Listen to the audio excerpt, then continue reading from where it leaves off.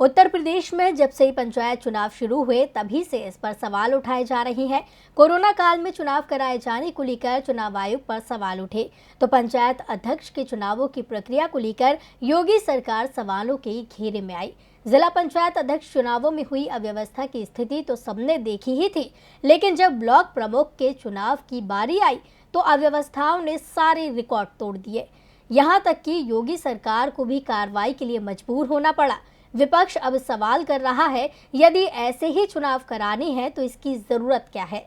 तो क्यों सवालों के घेरे में है योगी सरकार? देखिए ये रिपोर्ट।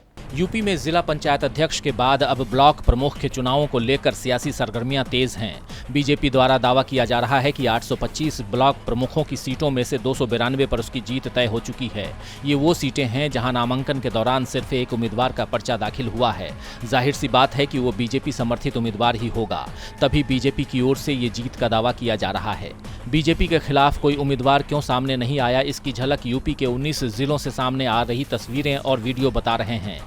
जगह जगह विपक्षी उम्मीदवारों को नामांकन भरने से रोका गया। लखीमपुर खीरी, अमरोहा, उन्नाव, बुलंदशहर, अयोध्या, संत कबीरनगर, मैनपुरी, कन्नौज, सिद्धार्थनगर, आजमगढ़, जौनपुर और गोरखपुर सभी जगह विपक्षी उम्मीदवार सिर्फ तमाशबीन बन गए, क्योंकि उन्हें नामांकन करने से रोका गया। पुलिस व्यवस्था में जमकर खामियां दिखाई दी। इसे लेकर समाजवादी पार्टी प्रमुख अखिलेश यादव ने योगी सरकार पर सवाल उठाए हैं। अखिलेश ने दावा किया है कि हमारी ओर से जिला पंचायत और ब्लॉक पंचायत अध्यक्ष के चुनावों को लेकर तैयारी 1 महीने पहले ही पूरी कर ली गई थी। 90% सीटों पर उम्मीदवार भी तय हो चुके थे। हम सभी सीटों पर लड़ने की तैयारी में थे, लेकिन जिस तरह की स्थिति आज यूपी में है उसमें कोई चुनाव कैसे हो सकता है? पंचायत के चुनावों में भाजपा पूरी तरह हार गई। उस हार का अब बदला लिया जा रहा है। अखिलेश यादव ने कहा कि प्रदेश में कोई भी सुरक्षित नहीं है।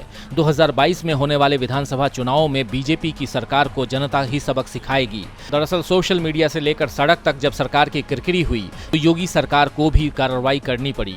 लखीमपुर खीरी में एक महिला के साथ हुई बदसलूकी के मामले में मजिस्ट्रेट जांच के आदेश दे दिए गए हैं।